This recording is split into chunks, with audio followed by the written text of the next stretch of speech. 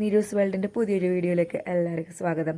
ഇപ്പോൾ ഞാൻ കുഞ്ഞിനെ കല്യാണം കഴിച്ച് കൊടുത്ത വീട്ടിലേക്ക് അവളെ ഇങ്ങോട്ട് കൊണ്ടുവരാനായിട്ട് നമ്മളുടെ വീട്ടിലേക്ക് കൊണ്ടുവരാൻ വേണ്ടിയിട്ട് ചെന്നതാണ്. അപ്പോൾ ഓഫീസ് കഴിഞ്ഞിട്ടാണ് ഞാൻ അങ്ങോട്ട് ചെന്നത്.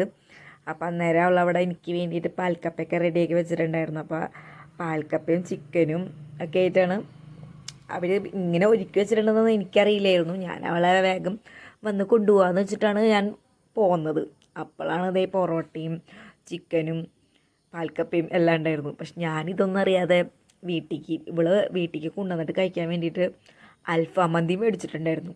അപ്പോൾ ഇതിനിടയ്ക്ക് ഞാൻ ഹോട്ടലിൽ കയറിയപ്പോൾ എനിക്ക് മറ്റേ എന്താ പറയുക തൈര് വട എന്ന് പറഞ്ഞൊരു പ്രത്യേക സംഭവം അത് കണ്ടപ്പോൾ ഞാൻ വെറുതെ ടേസ്റ്റ് നോക്കാൻ വേണ്ടിയിട്ട് അതും കഴിച്ചു നോക്കിയിട്ടുണ്ടായിരുന്നു. അപ്പം അത്യാവശ്യം വയറ് ഫില്ലായിപ്പോയി. ഇനിയൊരു അൽഫാം കഴിക്കാനുള്ളൊരു വയറില്ലാത്തതിൻ്റെ പേരിൽ ഇത് ഞാൻ പൊറോട്ടയൊന്നും കഴിച്ചില്ല.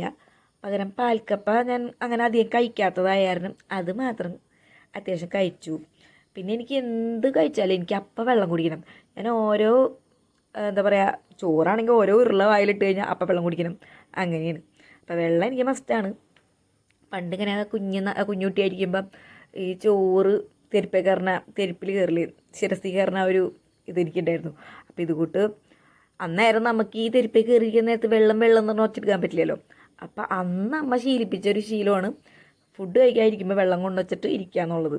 അത് അന്ന് ഞാൻ ചെയ്ത കാര്യം ഇന്നും ഞാൻ അങ്ങനെ ചെയ്യുന്നുണ്ടാവും ഒറ്റ കാര്യത്തിൽ.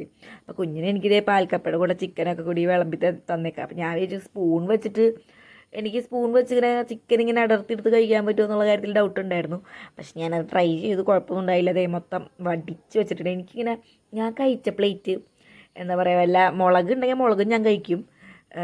ഇതിപ്പോൾ വറ്റൽമുളക് നല്ല എരിവുള്ള കാരണം മറ്റേ അല്ലാത്ത പച്ചമുളകുകൾ ഇല്ലേ, അതൊക്കെ കറിയിൽ വന്നിട്ടുണ്ടെങ്കിൽ ഞാൻ നല്ലോണം കഴിക്കണ കൂടുതലാണ്. കറിവേപ്പില വരെ ഞാൻ അടുത്ത് തിന്നും. ഒന്നും പ്രത്യേകിച്ച് എൻ്റെ പ്ലേറ്റിൽ ഉണ്ടാവില്ല, ക്ലീൻ ആയിരിക്കും. ജസ്റ്റ് ഒന്ന് ചുറ്റിച്ച് കഴിക്കാൻ മാത്രം മതിയായിരിക്കും. അപ്പോൾ ഇത് നമ്മളെ പുതിയ വണ്ടിയാണ്. അപ്പോൾ അതേ അവളെയും കൊണ്ട് പുറത്തേക്കൊക്കെ ഇറങ്ങി അവൾക്ക് എന്തോ മാരേജ് സർട്ടിഫിക്കറ്റ് ഒക്കെ മേടിക്കാനൊക്കെ ഉണ്ടായിരുന്നു. അപ്പോൾ അതിൻ്റേതായ ഫോമും കാര്യങ്ങളൊക്കെ ആയിട്ട് ദൈ വണ്ടിയിലും കൊണ്ടുവച്ചു. അപ്പോഴാണ് അവിടെ വെള്ള ഓർക്കിഡ് ഉണ്ടെന്ന് പറഞ്ഞത്. അപ്പം എൻ്റെ ചേച്ചി ഭയങ്കര ചെടി ക്രേസുള്ള ആളായ കാരണം അതിൻ്റെ 2 തൈ എടുക്കാമെന്ന് വെച്ചിട്ടാണ് അവൾ അവിടെ നിൽക്കുന്നത്. അപ്പം ഞാനിവിടെ 2 പട്ടികളെ കണ്ടിരുന്നു.